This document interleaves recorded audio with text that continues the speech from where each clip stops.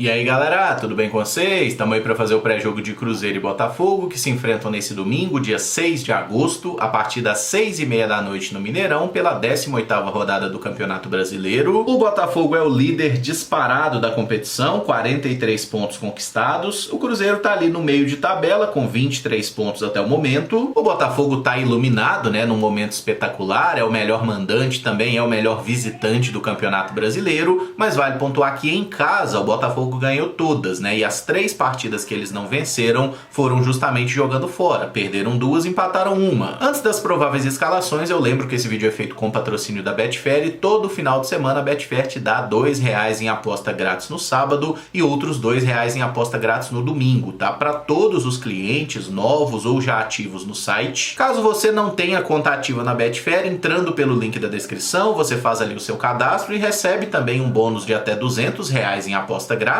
Caso você já tenha conta na Betfair, pode entrar pelo link da descrição também, só que aí você vai fazer o login e tem lá os R$2 de bônus para você apostar, né, em qualquer jogo, fazer múltipla, aí fica a seu critério. Só não esquece de marcar a caixinha utilizar o bônus disponível, né, para que ele não desconte da sua carteira e sim do valor de bônus que tá lá. Só lembra de sempre apostar com responsabilidade, hein, galera? Aposta para se divertir. Falando das prováveis escalações e começando com o Cruzeiro dono da casa, ninguém sabe muito bem como é que o Pepa vai escalar o Cruzeiro para essa partida. Se ele quiser repetir o desenho que foi utilizado na última rodada contra o Atlético Paranaense, o Cruzeiro pode ter o goleiro Anderson, a zaga com Neres e Castan, lateral direito William, lateral esquerdo Marlon, no meio campo Jussa como um primeiro volante, Machado e Lucas Silva mais à frente, Stênio na ponta direita, Arthur Gomes na ponta esquerda e o Matheus Vital de falso 9. O Pepa relacionou 24 jogadores para a partida, vale a pena a gente mencionar as ausências do goleiro Rafael Cabral e do atacante Wesley, que estão suspensos pelo terceiro amarelo, e o Bruno Rodrigues, que fica de fora de outra partida e, segundo o Cruzeiro, está realizando trabalhos específicos de equilíbrio e força. Versão que a gente não acredita muito, até sabendo que o jogador tem uma negociação em andamento com o futebol árabe. No campinho fica mais fácil entender as opções. Anderson, Gabriel Mesquita e Otávio são os goleiros. Anderson, que deve ser titular pela primeira vez, né, com a camisa do Cruzeiro, só jogou um amistoso. O Otávio, que está sendo relacionado, inclusive jogou nesse sábado pelo time sub-20, mas provavelmente faz ali o aquecimento e é cortado, não fica nem no banco, né? Deve ser o Anderson jogando e o Gabriel Mesquita como opção no banco de reservas. Para a zaga, Neres e Castan devem ser os titulares, o João Marcelo como reserva, o William e Palácio são as opções para a lateral direita, Marlon e Kaique para a esquerda. O Palácios foi titular no último jogo, mas deve voltar à condição de reserva, assim como o Kaique segue sendo uma alternativa ao Marlon. Para a volância, nós temos aí 5 jogadores, Matheus Jussa, Felipe Machado, Fernando Henrique, Lucas Silva e o Alisson. Matheus Pereira e Matheus Vital são meias, embora possam jogar pelas pontas, até mesmo no comando de ataque como falso 9,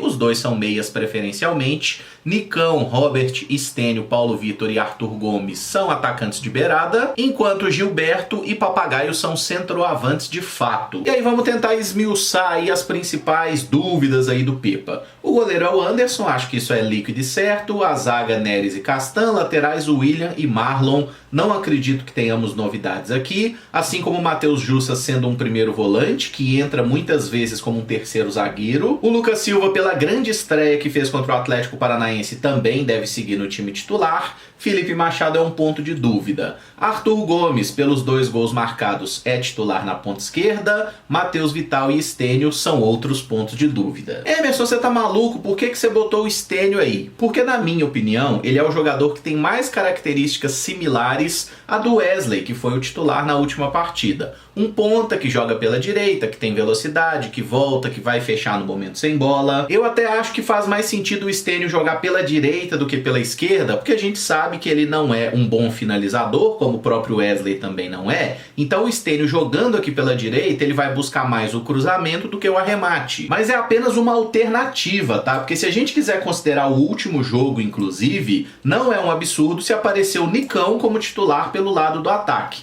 Se a gente observar a mexida que o Pepa fez, ele colocou o Nicão na vaga do Arthur Gomes. O Nicão entrou jogando pela direita, o Wesley que estava por aqui foi jogar pelo outro lado, né? E a gente ficou com uma dupla de ataque. Naquela oportunidade ele tirou o Matheus Vital, que eu vou tirar aqui também, e botou o Alisson. E aí na prática o Cruzeiro ficou com um esquema que só não era um losango de meio campo, porque o Jussa estava muito afundado entre os zagueiros, né? Eram 3 homens de meio campo, 2 atacantes de lado e não tinha ninguém na referência.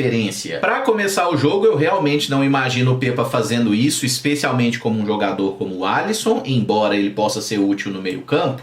E aí eu até gostaria de falar sobre Matheus Pereira, que tecnicamente foi a grande contratação da janela. Ele é um meio atacante central, né, um camisa 10, mas já jogou como falso 9, já jogou na ponta esquerda, já jogou na ponta direita. Ele pode fazer diferentes funções. É claro que pega a questão do ritmo de jogo, o Matheus não teria condição de jogar os 90 minutos. E é um jogador que o Pepa deve usar de forma estratégica no seguinte ponto: eu quero tentar fazer uma pressão no início para abrir o placar, ou eu quero ter esse jogador para entrar no segundo tempo e me dar mais criatividade quando o adversário estiver mais cansado. Porque tem esse ponto para a gente observar também. Se o Matheus Pereira tiver condição de jogar, por exemplo, 60 minutos, né, um tempo inteiro e 15 do segundo tempo, para mim ele seria titular do time. E eu falei do Stênio no início do vídeo, o Paulo Vitor e o Robert seriam alternativas parecidas, né, de jogadores de velocidade, de pontas, que buscam a linha de fundo, eventualmente vão tentar fazer uma infiltração também. O Nicão, que já é um cara que muda a característica do time, é um jogador mais pesado. Então eu vou montar para vocês aqui agora qual seria a minha escalação do Cruzeiro, deixando bem claro qual vai ser o time, só saberemos 1 hora antes da partida. Vou tirar o Paulo Vitor e o Robert aqui do campinho, tá? O Nicão eu colocaria no banco de reservas, eu não começaria jogando com ele. E eu começaria jogando com o Matheus Pereira como um meio atacante aberto aqui pela direita, mas calma. Acho que obrigar o Matheus Pereira a marcar lateral, especialmente o Marçal, que é um jogador experiente, de muita força física, não é interessante, porque o Vitor Sá é um ponta também muito rápido. Então eu faria uma outra mexida aqui no meio campo, que seria a saída do Felipe Machado para jogar o Alisson como um volante aqui pelo lado direito. E eu tentaria mais um resgate da figura do Gilberto aqui no comando de ataque. O Emerson não pode ser o Papagaio? Poder também pode, tá? É outra alternativa de centroavante, mas o Papagaio não joga aí pelo menos 45 minutos desde janeiro, né? É muito tempo parado. Não sei como tá o condicionamento físico dele. Como a gente já teria o Matheus Pereira e o Arthur Gomes como prováveis substituições, eu tentaria dar essa oportunidade pro Gilberto, porque considerando que é um jogo em casa, eu acho bem importante você ter a figura de um camisa 9, até para prender a linha de zaga adversária, para fazer os espaços aparecerem. E para mim o jogador que pode, né, dar um toque diferente de criatividade aí, é o Matheus Pereira, que partindo da esquerda para dentro, ele vai sempre buscar um passe, uma finalização. E no momento defensivo, quando o Cruzeiro for fechar aqui as linhas de 4, eu acho que seria interessante o Arthur Gomes fechar a linha pela esquerda e o Alisson fechar pela direita. Aí a gente tem Jussa e Lucas Silva como volantes, enquanto o Matheus Pereira e o Gilberto voltam aqui por dentro, né? Faz aqui um 4-4-2. Enfim, deu para entender, é porque aqui o campinho, a proporção não é a ideal. Talvez uma representação melhor seria dessa forma aqui, né? Para ficar mais legível aí o 4-4-2. Mas uma dupla de volantes, os 2 homens que fecham o lado. O Alisson é um cara que dá volume pro jogo, ele corre muito. Imagino que ele conseguiria lidar bem com o duelo físico pelo lado aqui com o Vitor Sá e com o Marçal. E dessa forma a gente não sobrecarrega tanto o Matheus Pereira no momento sem bola, né? E deixa ele criar um pouco mais para ver se consegue municiar tanto o Gilberto quanto o Arthur Gomes, que no último jogo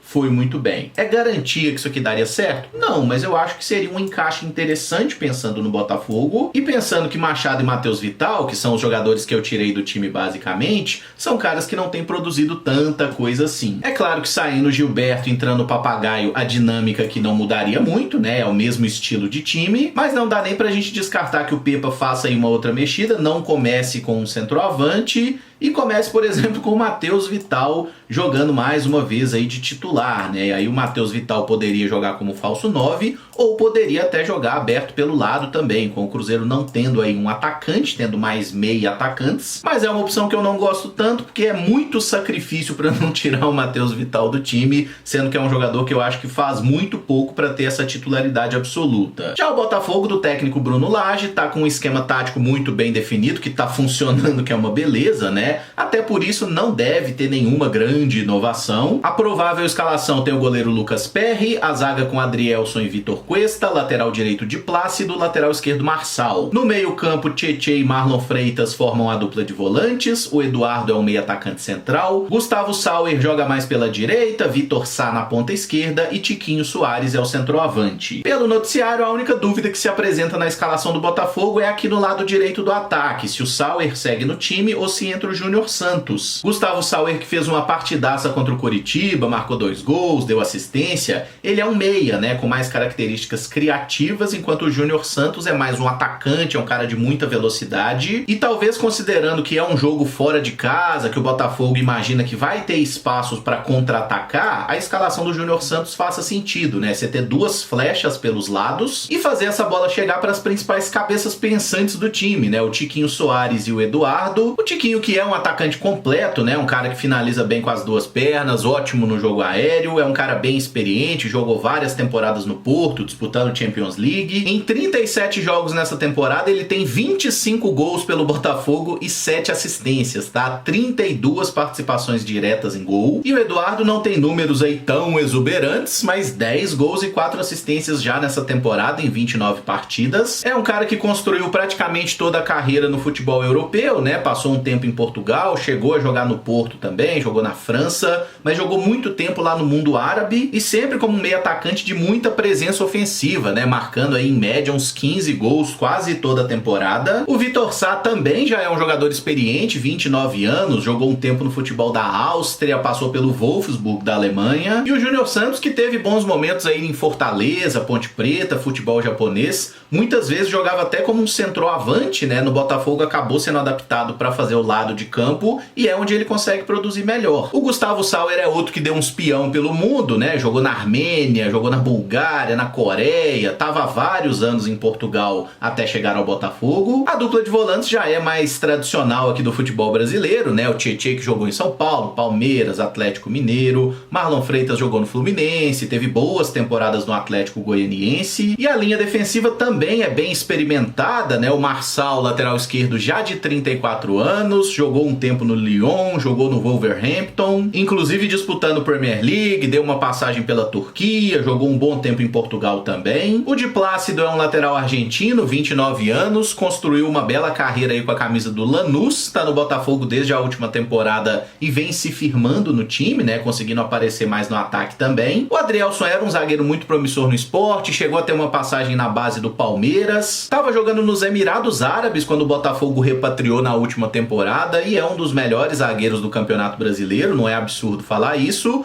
Vitor Cuesta é bem experiente, né? Muitos anos de internacional. Ele que havia se destacado com a camisa do Independiente, chegou a defender a seleção argentina, inclusive em Copa América. É um zagueiro de muito boa técnica, né? Canhoto, às vezes aparece no ataque até criando jogadas. E o Lucas Perry tá fazendo uma temporada espetacular no gol do Botafogo. Em 42 jogos na temporada ele tomou apenas 29 gols. É um goleiro muito alto, 1,97 m, formado pelo São Paulo. Tava se destacando na última Série B com a camisa do Náutico, emprestado pelo São Paulo. O Botafogo foi muito bem para captar esse goleiro, que tem sido um dos melhores do Brasil esse ano. E eu nem falei sobre essa figura, né? Segovinha, meio atacante, 20 anos, paraguaio. Não foi titular em nenhum jogo do Campeonato Brasileiro até aqui, mas é um cara que sempre é acionado no segundo tempo, né? Canhotinho, muito habilidoso, entra para fazer uma fumaça, criar umas jogadas. E a expectativa é que a gente tenha um jogo bem legal. O time do Cruzeiro tem essa pressão para voltar a vencer em casa, né? Não ganhamos aí nas últimas 3 partidas. A gente tá no meio de tabela, mas precisa voltar a vencer logo para não perder o contato ali com o pessoal da zona de Libertadores e não ficar olhando muito lá para baixo. E um jogo no Mineirão com mais de 40 mil cruzeirenses apoiando, nós sempre vamos ter nossas possibilidades de vitória. É claro que o Botafogo tá numa fase iluminada, mas nesse Campeonato Brasileiro o Cruzeiro tem crescido contra esse tipo de adversário, né? E muitas vezes joga abaixo contra o pessoal lá da parte baixa da tabela. É um jogo para todo mundo entrar no máximo da motivação, da concentração, muito focado, né? Errar pouco, porque o Botafogo é um time que aproveita muito bem, e eles também têm a melhor defesa do Campeonato Brasileiro, né? Tomaram apenas 10 gols em 17 rodadas até aqui. O Cruzeiro precisa ser efetivo para conseguir machucar os caras e ganhar esse jogo. O meu palpite de placar vai ser Cruzeiro 2, Botafogo 1. O gol do Botafogo sendo marcado pelo Eduardo e o Cruzeiro balançando as redes com Arthur Gomes e Luciano Castan. Se gostou do vídeo, não esquece de deixar o like, se inscrever no canal caso ainda não seja inscrito, usar os comentários para dizer o que você espera do jogo, deixa aí o seu palpite de placar. Como você escalaria o Cruzeiro para essa partida se fosse o técnico Pepa, né? Se atendo aí aos 24 jogadores que estão disponíveis para o jogo. Lembrando, a bola rola 18h30 desse domingão e o jogo vai ter transmissão do Sport TV e também do Premier. Eu irei ao Mineirão, demora um pouquinho para chegar em casa, mas o mais rápido possível, né? Após o apito final, eu chego aqui e faço a live pós-jogo pra gente trocar uma ideia sobre a partida, dar nota pros jogadores, esses esquemas que vocês já estão acostumados.